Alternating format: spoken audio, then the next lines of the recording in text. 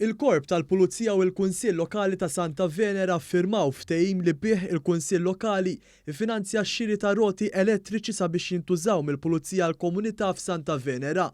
Il-ftehim ġie ffirmat fl-Uffiċċju tal-Pulizija għall-Komunità ta' Santa Venera li fl-aħħar xhur saret manutenzjoni estensiva fih u issa reġa' nfetaħ bdera ġdida.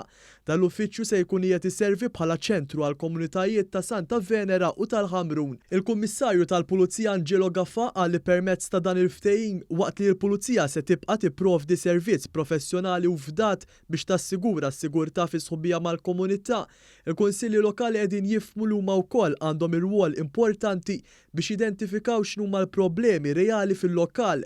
Il-Kummissarju qal li b'konsultazzjoni bejn il-Pulizija u l-Kunsilli Lokali dawn il-problemi jistgħu jinelbu u qal li din is-sena s-servizz tal-Pulizija fil-komunità se jiġi estis għal aktar lokalitajiet u sal-aħħar tas-sena 2023 se jkun ikopri l-lokalitajiet kollha tal-pajjiż. Min-naħa tiegħu is-Sindku ta' Santa Venera Stephen Sultana faħħar ix-xogħol li qed iwettaq it-tim tal-Pulizija għall-Komunità f'Santa Venera u qal il-preżenza tagħhom qiegħda tinħass.